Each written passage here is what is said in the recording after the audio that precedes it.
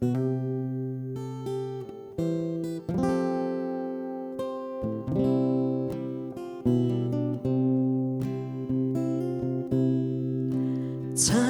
đã tu như lệ doan ý trang na đê ngày về lá trong trái rô chắc na lâu mùa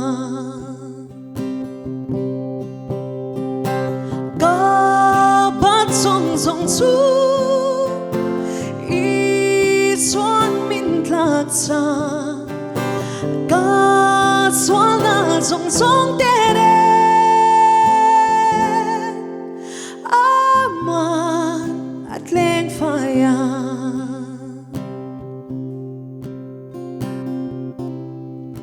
lỡ ba cắm hu nghe mày ý cha na lệ thế na tin lu sa tin em ril ru ati thiang lim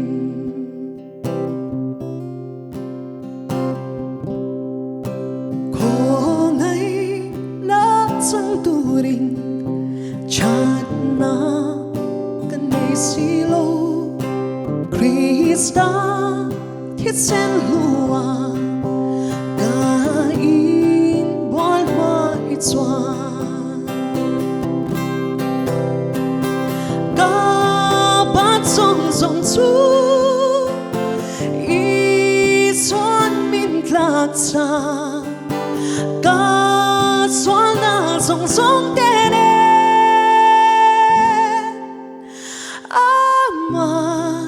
at leng phai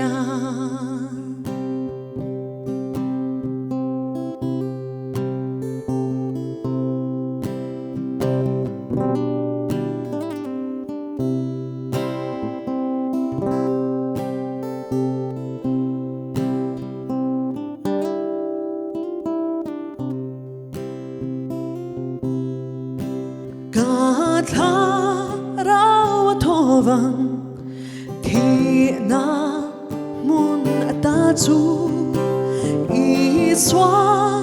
at lần dâu tô và na chuối dễ la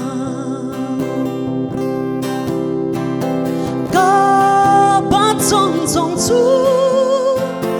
i xoan min lạc xa cả xoan na rộng rộng tên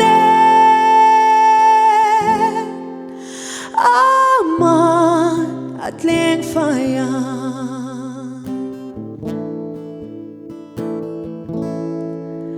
tin lal chút leng ma thia ma ka din huni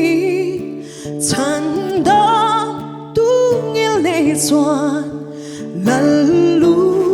không min pe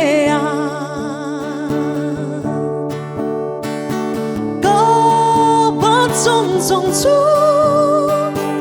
ý xoan min lạc xa cả xoan là rộng rộng